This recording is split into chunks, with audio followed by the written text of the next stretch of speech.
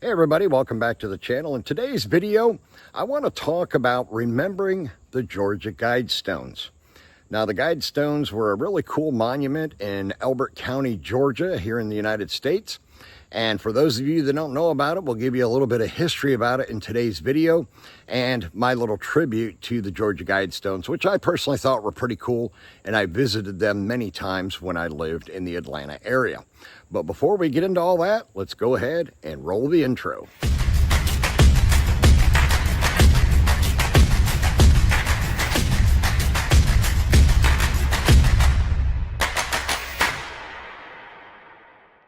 The Georgia Guidestones was a granite monument that stood in Elberton County, Georgia, in the United States from 1980 until 2022. It was 19 feet 3 inches or 5.87 meters tall and made from 6 granite slabs weighing a total of 237,746 pounds or 107,840 kilograms. The structure was sometimes referred to as an American Stonehenge. The monument's creators believed that there was going to be an upcoming social, nuclear, or economic calamity, and they wanted the monument to serve as a guide for humanity in the world which would exist afterwards. Controversial from its time of construction, it ultimately became the subject of conspiracy theories, which alleged that it was connected to Satanism. In June 1979, a man using the pseudonym Robert C. Christian approached the Elberton Granite Finishing Company on behalf of a, quote, small group of loyal Americans, and commissioned the structure. Christian explained that the stones would function as a compass, calendar, and clock, and should be capable of withstanding catastrophic events. The man reportedly used the pseudonym as a reference to the Christian religion. Christian said that he wanted to build a granite monument that would rival the British Neolithic monument Stonehenge, which he drew inspiration from after paying a visit. However, he said that while it was impressive, Stonehenge had no message to communicate to the world.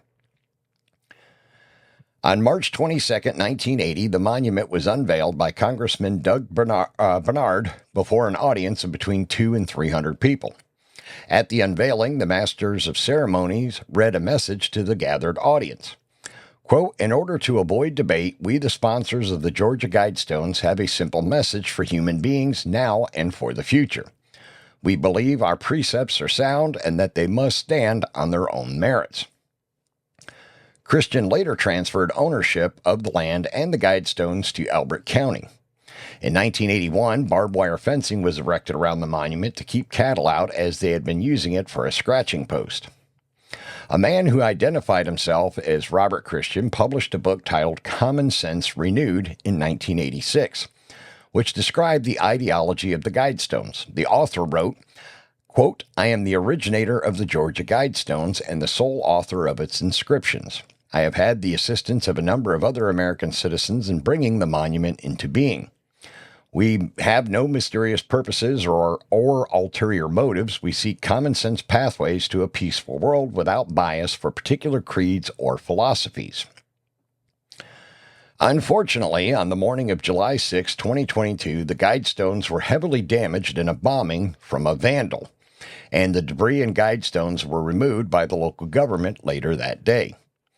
In late July, Elberton Mayor Daniel Graves announced plans to rebuild the monument, but in August, the Elberton County Board of Commissioners voted to donate the remains of the monument to the Elberton Granite Association and return the 5 acres of land on which the monument was erected to its previous owner. And now I'll let you go ahead and see some video that I shot the last time I was at the Georgia Guidestones in 2015.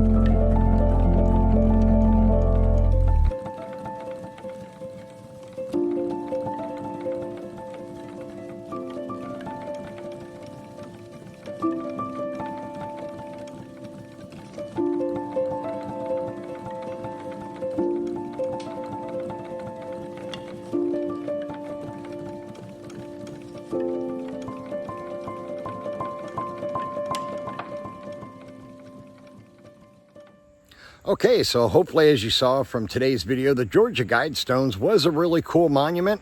I know it was the center of a lot of controversy and conspiracy theories and stuff like that, Satanism and New World Order and all that stuff, but I don't personally believe any of that.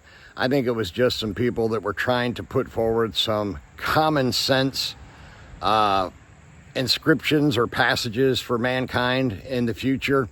Like I said in the earlier part of the video, they thought that there was going to be some sort of economic or nuclear or social upheaval, and they wanted to erect the Guidestone as a kind of a guiding tenet for the human race, to get rid of biases and stuff like that, and just live as one people, kind of like on Star Trek, which is really cool. All right, that's going to wrap up today's video. I want to thank you for taking the time to watch it. Please remember to subscribe down below, turn on all notifications, and I will see you in the next video.